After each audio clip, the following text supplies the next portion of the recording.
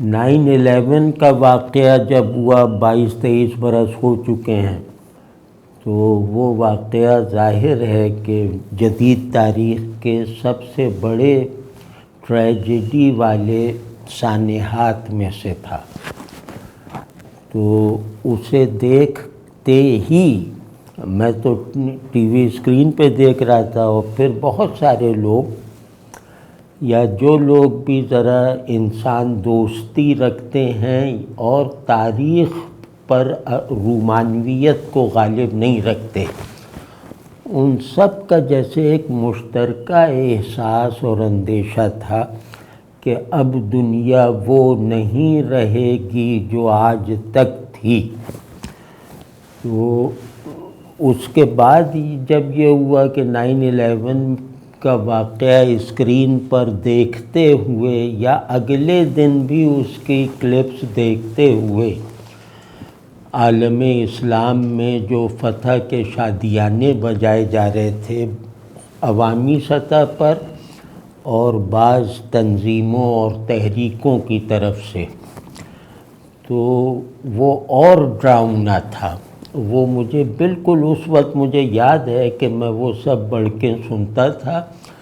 اور میرے ڈر میں روز بروز اضافہ ہوتا رہتا تھا کہ یہ لوگ تاریخ سے مذاق کر رہے ہیں، یہ المیے کو کامیڈی بنانے کی غلطی کر رہے ہیں، اور یہ ایسی ہی غلطی ہے جیسی علامہ اقبال نے اپنی نظم پیر و مرید میں مولانا روم سے ایک سوال کیا تھا کہ امتیں مرتی ہیں کس آزار سے، یعنی وہ کون سا روگ لگ جاتا ہے ان قوموں کو جس سے وہ مر جاتی ہیں۔ مولانا نے اپنا ہی ایک شعر میں جواب دیا، مثنوی سے ایک شعر منتخب کر کے وہ مولانا کا جواب بنایا گیا کہ ہر ہلاک امت پیشیں کے بود، زاں کے بر جندل گماں بردند عود، کہ تمام مر جانے والی قوموں کی موت کا سبب مشترک تھا کہ انہوں نے کیکر کی لکڑی کو عود سمجھ لیا، یعنی جس لکڑی پہ ہاتھ نہیں پھیرنا چاہیے تھا اسے عود سمجھ کے ہاتھ پھیر دیا، تو یہ ان کی موت کا سبب تھا، یعنی ٹریجڈی کو کامیڈی بنا دیا۔ تو اب یہ صورتحال ہو گئی ہے، بلکہ شاید 9/11 کے بعد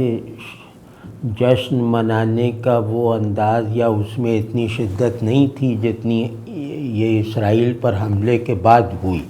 خود مجھے بہت خوشی ہوئی اس حملے پر، لیکن یہ کہ میں نے اس کے فوراً بعد ایک جیسے اپنی گفتگو ریکارڈ کروائی تھی خون مسلم کی ارزانی کے عنوان سے، تو اس میں اپنی دانش میں اس غلطی سے بچنے کی کوشش کی تھی کہ جندل کو عود نہ بناؤں۔ تو اس میں حماس پر کچھ تنقیدی ریمارکس بھی دیے تھے، اور مسلم دنیا کی بے حسی یا ایک رومانوی حریت پسندی پر بھی کچھ جرح کی تھی۔ تو وہ مجھے وہ کسی وجہ سے واپس لے لی گئی، لوگوں نے شاید اس تنقید کا برا مانا جو حماس یا حماس کے پیچھے جو طاقتیں کار فرما ہیں ان پر کی گئی تھی۔ لیکن اب مطلب میں مجبور ہوں یہ کہنے پر کہ وہ حملہ جو ہے وہ پورا جواز رکھتا ہے، یعنی اخلاقی طور پہ بھی مذہبی طور پہ بھی، کیونکہ مظلوم کا رد عمل اس کو وہ جسٹیفائیڈ ہوتا ہے، اگر اس کی مظلومیت ثابت ہے تو اس کا رد عمل وہ جسٹیفائیڈ ہوگا، اور اس میں اس کو چاہے آپ نصیحت کریں لیکن اس کے موقف کا ساتھ دیں، اور اس نے اگر فرض کیا کوئی غلطی کر دی ہے رد عمل میں تو اس غلطی کا ازالہ کریں، اس غلطی سے اسے دور کریں، لیکن اس غلطی کی بنیاد پر اس کے پورے رد عمل کو رد کر کے اس سے مخالف پوزیشن لے لینا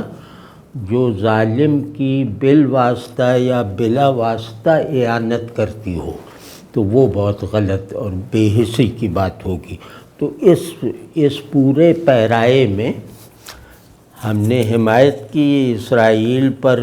مطلب اس حملے کے کچھ مثبت نتائج جو ہمیں سمجھ میں آ رہے تھے وہ بھی عرض کیے۔ تو اس میں ایک یہ تھا کہ بھئی اسرائیل کا ہوا ٹوٹ گیا، اب اسرائیل جو بالکل وہ ناقابل شکست ہونا اپنا منوا چکا تھا مشرق وسطیٰ سے، وہ اب اس کا طلسم، اس کی وہ ہیبت ٹوٹ گئی ہے۔ حملے کے تمام تر جواز کے باوجود انہیں یہ دیکھنا چاہیے تھا کہ اپنے عوام کی حفاظت کے لیے انہوں نے کیا بندوبست کیا ہوا ہے۔ یعنی انہیں اسرائیل کی قوت کا ظاہر ہے کہ ہم سب سے زیادہ اندازہ تھا، انہیں یہ بھی اچھی طرح معلوم ہوگا کہ اسرائیل اس حملے کو اپنی سبکی اور بے عزتی سمجھے گا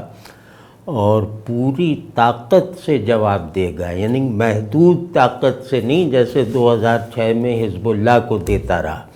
ایک یقینی خطرے کو جس میں ہزارہ بچے شہید ہو چکے ہیں، اس کو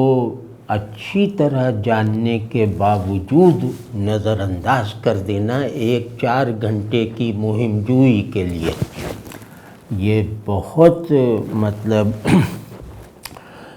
عاقبت اندیشی کی ہے۔ 9/11 کے فوراً بعد میں نے ایک نظم لکھی تھی، اور وہ جیسے ڈراؤنی نظم، کیونکہ میں اس پہ بہت پریشان تھا اور بہت زیادہ غلطی سمجھتا تھا وہاں حملے کو، اور غلطی ہی نہیں وہ سفاکی تھی، وہ ظلم تھا، وہ بربریت تھی وہاں پہ بلا تخصیص لوگوں کو مارنا۔ تو وہ بہرحال انہوں نے ساری امت کو داؤ پہ لگا دیا تھا۔ تو اب اس پہ میں نے ایک نظم لکھی تھی، تاریخ کا رجز، یعنی غصے میں جو اعلان جنگ ہوتا ہے نا، کہ تاریخ غصے میں آ کر ہم سے خطاب کر رہی ہے۔ وہ اب سناتا ہوں تو وہ ذرا دیکھیے گا کہ تھک تھک تھک تھک تھیا، یہ وہ ایک بیٹ ہے، ڈرم کی بیٹ ہے یا ایک آواز ہے، یہ تاریخ کی آواز ہے، یہ تقدیر کی آواز ہے۔ تھک تھک تھک تھک تھیا،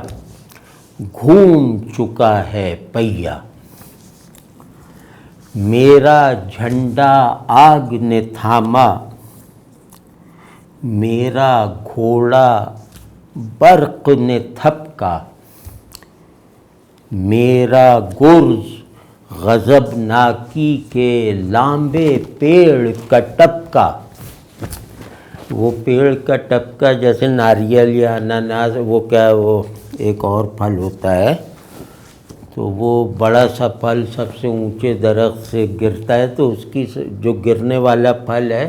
کیا کہتے ہیں اس کو، ایک کٹہل۔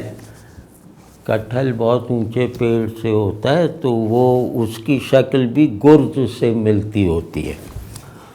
تو میرا گرز غضبناکی کے لامبے پیڑ کا ٹپکا، میرا نیزہ جہاں سوزی کا سب سے اونچا لپکا، یعنی وہ آگ جو دنیا کو جلائے گی، اس آگ کا سب سے اونچا شعلہ میرا نیزہ ہے۔ میرا نیزہ جہاں سوزی کا سب سے اونچا لپکا، میری چنگھاڑ ہلاکت کی باڑھ، میری چنگھاڑ ہلاکت کی باڑھ، یعنی ہلاکت کی طغیانی سیلاب، میری چنگھاڑ ہلاکت کی باڑھ، میرا نفس دوزخ کا بھپکا، انفس میں آفاق میں ہر سو، شور میری دھپ دھپ کا۔ یہ دھپ دھپ کی آواز اب سنائی دے رہی ہے۔ انفس میں آفاق میں ہر سو، شور میری دھپ دھپ کا، موت ہے جس انبار کا دانہ، موت ہے جس انبار کا دانہ، مال ہے آدھی لب کا، یعنی موت جس خرمن کا ایک دانہ ہے وہ پورا ڈھیر میری آدھی مٹھی میں سمایا ہوا ہے۔ موت ہے جس انبار کا دانہ، مال ہے آدھی لب کا، تھک تھک تھک تھک تھیا، گھوم چکا ہے پہیا۔ میرا دشت ہے، میرا دشت ہے ویرانی کا سوتا، میرا دریا طوفانوں کا گہوارہ۔ میرا دشت ہے ویرانی کا سوتا، میرا دریا طوفانوں کا گہوارہ، میری ہوائیں وادی ہیبت کی سیاح، میری ہوائیں وادی ہیبت کی سیاح، میرا بگولہ چرخ سیہ کا سیارہ۔ یہ چرخ بھی گھومنے والی چیز کو کہتے ہیں نا، رہٹ کو، تو چرخ آسمان کو کہتے ہیں کیونکہ پرانے علم میں آسمان گھومتا تھا رہٹ کی طرح۔ تو چرخ سیاہ بدقسمتی کا آسمان، اور وہ بدقسمتی کا آسمان بھی گھوم رہا ہے اور میرا بگولہ اس گھومتی ہوئی بدقسمتی میں کے مرکز میں گھوم رہا ہے۔ یہ تصویر بنائی ہے، میرا بگولہ چرخ سیہ کا سیارہ، میرا دن سورج کا قاتل، میرا دن سورج کا قاتل، رات سیاہی کا فوارہ، میرا ایک لمحہ بھی وقت کے ہاتھوں میں انگارہ۔ بلکہ مصرع بھی بدل دیتے ہیں، میرا ایک ایک لمحہ وقت کے ہاتھوں میں انگارہ، میں جلتی دیوار کا معمار، میں جلتی دیوار کا معمار، آگ ہے میرا گارہ، شعلہ شعلہ گھوم رہا ہے میرے غضب کا ہر کارہ، شعلہ شعلہ گھوم رہا ہے میرے غضب کا ہر کارہ، دیکھو فنا کے لاکھوں ہاتھ، دیکھو فنا کے لاکھوں ہاتھ، پیٹ رہے ہیں نقارہ، دیکھو فنا کے لاکھوں ہاتھ پیٹ رہے ہیں نقارہ، تھک تھک تھک تھک تھیا، گھوم چکا ہے پہیا۔ تو یہ جناب یہ نظم آج یاد آئی تو ہم نے کہا یہ سنا دیں، یہ مجھے بالکل مطابق حال محسوس ہوئی ہے، تو بس اللہ ہم پر رحم فرمائے۔